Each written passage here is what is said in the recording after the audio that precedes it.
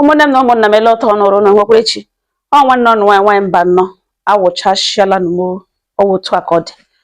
Ụmụnne m anụ m otu nwanne anyị nwaanyị kpọm na fon ya sị m na ya ga-esendere m meseji na ya dị depressed. M si nne m gwaga n'ihu dewedewede ihe kwuru more than 2 pages of a book make ulo down gụwa ya na ihe niile ahụ ọ dere. Ọ sị nwa okorobịa ya na ya bụ omega ihe ya onwe koga ihe na Igbo onye Igbo anyị mana ke nwoke awụghị onye Igbo. At 4.5 years ago na ya na ke nwoke nọ matara na ke nwoke na ọ dị generous, no a very loving person. Ruo mgbe ya na ya bụ yigide 2 years aga ya jụọ ya sị na ihe na ya na ya mege no define this relationship. Ke nwoke agwa ya na ya achọghị ịlụ nwaanyị na past experience ya achọghị ịgakwa through it again. Ya emecha sị ngwa ka ya nyetụkwa ya time, maybe with time na he would come around. No na support ya financially na family ụmụnne ya macha onye ọwụ na ha niile like ya na the guy na ọ na ọwụ onye nyenye no the generous and ya onwe kwa na like kwara na the person the man a na-ekwu okwu ya. O ruo ka o ruru 4 years ya sị mba na ya agaghị continue like this, na ya agaghị ahị this man forever and ever. No. Mgbe ka o ji gadakaizie n'aka nwanne anyị nwoke nwa okorobịa onye Igbo anyị ya na ya bụ ebido emenwe ihe. Ozugbo ya matara onye nke a ya na ya bụ na flow well na ha na vibe well na ya hụrụ that young man n'anya and o nwere nke ọ na-eme o mega ezigbo business. Otu ya onwe ya megekwa ezigbo business na ka ahụ mega ezigbo business mana ya bịara notice na ọ dịghị generous, ọ na-enye ọ naghị enyecha ihe. No, in fact na onye bịa ihe before mana ọ dị ngwa ngwa bịa propose marriage to her na ya chọrọ ya ga like ịlụ onye dị industrious dị supportive like ya nwa. Mana the fact na ọ naghị enye na ọ dịghị generous awụchahụ problem ya n'ihi na ya kpataga ego ga-ezu eji elezi onwe ya anya. O ruo mgbe o ruru enwe ala pụtara na ya chọrọ ịzụ ala n'ọka Igbo anyị na onye bịara bịa tiri aka n'akwụkwọ as witness. N'ọka tiri aka n'akwụkwọ n'ala ya zụrụ, n'ọka tiri aka n'akwụkwọ as witness. Ya eme ka nwoke introduce n'ebe parents ya nọ, ha eme ya access mpa ya gwa ya na ya likechaghụ mmụọ ya nabatahụ this boy. Ụmụnne ya na-akọpụ akọpụ ebe this boy nọ ya na-atry ịgbachi ịgwa ha that na ọ ezigbo mmadụ. Ya na-atry ịgwa ha that na the guy na onweghị problem na ya gwazie mma ya that na even enwere ala ya zụrụ na ọ this boy tikwere ya aka na akwụkwọ.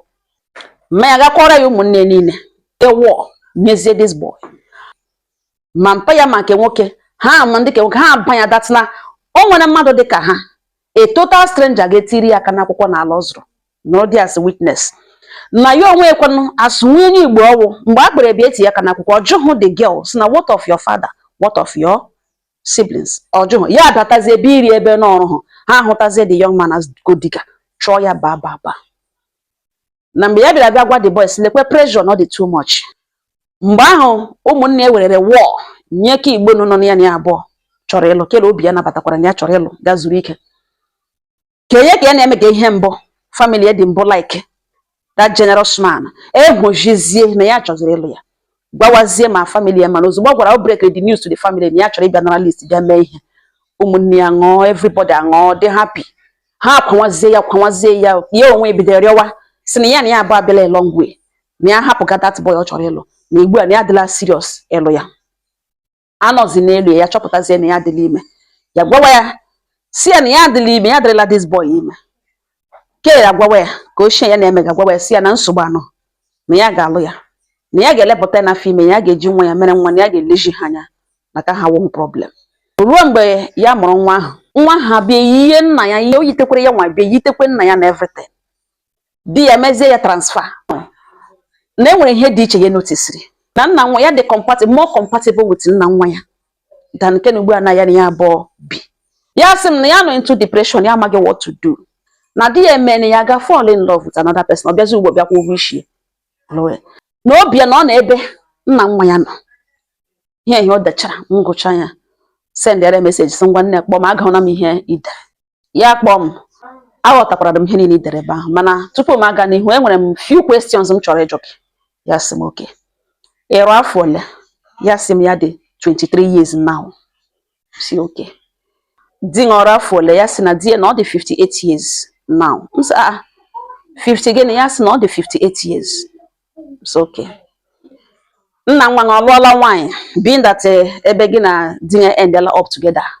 The young man ọlụọla nwanyị, ya sị mba na ọlụbe nwanyị. Nsi ọ dị aware that na nwa nga wụ nwa ya, ya sị mba. As nwoke dị 50 something years, ọlụọla nwanyị before, ya sị mba na ọ si alụbe nwanyị before. Enwene nwanyị mụrụ ya nwa before, ya sị mba na enwebe nwanyị mụrụ ya nwa before. Now for the time gịnị ya abụọ nọ na relationship, enwene otu ishi dị ime before, ma ọ fọzikwe na ị gara wepụ ya ọ na dị nwa pụrụ apụ. Ya sị mba na ya adụbeghị ime before, na nke nwoke na ọ na-use withdrawal method. Msi okay. Now e nwere proof that you don't have fertility problem. At least ịtụ ime awụghị your problem, mana enweghị proof that your husband ga-atụ nwanyị ime. O nwere so many things gbasara that man ị na-adịghị aware, because abịakwuo ya wụ na ọwụghị onye ụzọ ulu anyị. There is no way you can find out. Gị na ụmụnne ya na-asụ ofu olu, and because she wụghị onye obodo ha, the closeness may not be there. Ọlụbe nwanyị before, nwebe nwanyị mụrụ ya nwa before. Now the same man a na-ekwu okwu ya ji ego awụghị problem ya, mana ihe m na-amaghị ihe o ji nọwa single till ya by 52 years, and the onweghị tangible reason o ji kadịrị single. Na past experience ya, not even past marriage ya, nwoke a clock of 45, 48, 49, 50, 51 before ya daka igrena. Now gịnị ya bụ ebido emewe ihe ya ya for another 4 years, 4 good years. Ọ dịghị serious until you decided to move on to secure your future. Ya bịa dịzie serious bịa lụọ gị.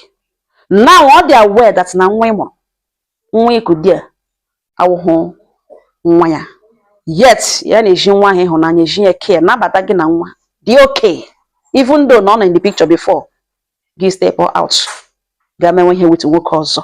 Ya alụghachitakwa dịkwa comfortable with it. Mgbe azị ka ọ bịa dị serious ịlụ gị. O nwere a lot of things about that man ị na-amaghị. Ka one. Now I cannot encourage you in or under the roof of another man, bearing another man's name, calling him your husband, while your body and soul, your heart, are with another man.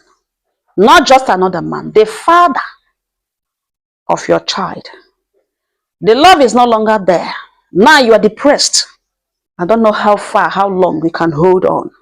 The only people made a mistake about your family. How made a mistake? It's the young. How wagi hini dreamer. Man all the kadingoji akadia maye werego me aria hanya. Ihe mere ba awo your fault. This man gidrenga nangwangwa. Werego mengang. Mengo gi fall in love with him. Oji the money long, even though ne oh ya wakwesere yo ngario nne ka mlo ono gi. Gumagwa was the 52 to 53-year-old man to define your relationship with him. It is available for marriage. Mbanya na agbawa ben mgbe na ahụ be ị test be another man be there compare with you. Yet he didn't do anything. Ya na anye gị flimsy excuses na adịghị relevant until a young girl mana ya otu ụbọchị ya ga-alụ di. You decided to move out. He move out of his life. Move on with another man. Yeah, be a dizzy serious. Yes, ya chose long. Ego won't the problem. I want to buy him and say, define this relationship. Yes, I'm not getting any younger. By the man, maybe just nyam time. Come ga don't magamalo. O me ya ego the problem. Me ya no know that age. 19 years now see a defined relationship yana go no mini. Oruzie mgbe obere nwa agbọbịa mana ya otu ụbọchị ya ga-alụ di. Na ya agaghị continue like this. End their relationship with him. Ya move on with another man. Fall in love. Ụmụnne ya abịazie, your sisters, your brothers ha abịazie. Because of gịnị? Ke ya ga-enyeli ha ihe this other one na-enye. Mgbe ke propose ziri na ya ka ya chọziela ịlụ ha ṅụọ tụlie mma ha elu sizi nwanne ha bịa gawa ebe a were ihe na-enweghị isi chụọ onye nke ọsọ bụkwanụ nwanne anyị onye uzula kwarazie gị kwagaziere onye na-awụghị onye uzulu anyị. Ịmahụ ntọala that man onye 50 something years ahụ na ihe ahụ ya. Enwere so many things about that man na amaghị. One, ịmaghị ma ọ ga-atụwalikwe nwaanyị ime. Two, ịmaghị ma ọ Gabriel. Three, enwe nwoke ga-adị comfortable ịnọ mara gị gị na-emege ihe gị bi ha ya gakwuru nwoke ọzọ atọ ime ya lụghachize bịa lụọ ọṅụ sisi ya ga-eji ma nwa nwoke ọzọ mụrụ ma a na-eme nwa na gị ya ga-akpụrụ something dị wrong. Mana marriage awụghị by force. Nke a na depression adịla involved, ịdịwala depressed, obi ṅụ na ebe ọzọ. Before gị tụgharịa ụkwụ n'ihi na ndị ahụ awụghị ndị ụzọ ụlọ anyị, ama omenala ka ha, ya ma omenala ka anyị. Before gị tụgharịa ụkwụ, ebe ụmụnne na ụmụnne nwe onye dị aware that na nwa nga na ọwụ nwanne anyị nwoke aka gị na ya abụọ nwe ya, ọsọsọ gị na di ṅụ ma. Now obi nga anọzi ebe di ṅụ na obi nga nọ ebe ahụ. The love and one ọnọzi there. O mere gị mata onye ka fall in love, the father of your child. Ị gaghị anọ ebe a na ebe akwa ụwa. Ma ihe ahụ ma ga-eme echi, eme ya taa the better. Ị ga-eburu akpa nga nọkwala n'ụlọ di nga agwa that na ịdịla true with the marriage na ịchọzi. Ị ga-akpọrọ nwa gị before na alọtala gị gakwuru ụmụnne gị. Your mother ụmụnne gị sit ha down. Gwa ha sị ha lekwe ihe megenụ lekwe. Na nwa na-awụhụ nwa dị ṅụ na dị ṅụ dị aware and ọwụhụ onye ụzọ olu anyị. Na obi ṅụ anụghị ebe ahụ na obi ṅụ nọ ebe onye tụrụ ime nwa ṅụ nọ. Na enweghị ihe wụ fọt n'ebe a. Na ịdị ready for this man for 4 years ọ yiri ṅụ ọwụ ha asụ anwụ. Onwe mgbe ọ pụtara ọnụ si na ọ ga-alụ ṅụ. Ị chọwazi otu ị ga-esi mee lụọ di n'ihi na ịnwa agbọbịa ga-alụ di. Mgbe ị chọtaziri onye ọzọ gwazi ya na ịdịla true na ị kelere na ihe niile ụnụ abụọ nyere ọnwụ na aga. Ya bịazie dịsie serious by then kelatọọla ṅụ ime. Ugbu a na di ṅụ dị aware na nwa na-awụhụ gị ya. N'otu o si na-emegezi lately na ịghọta ahụ na ị dịghị comfortable living with him knowing fully well that na nwa ụnụ a awụhụ nwa ya.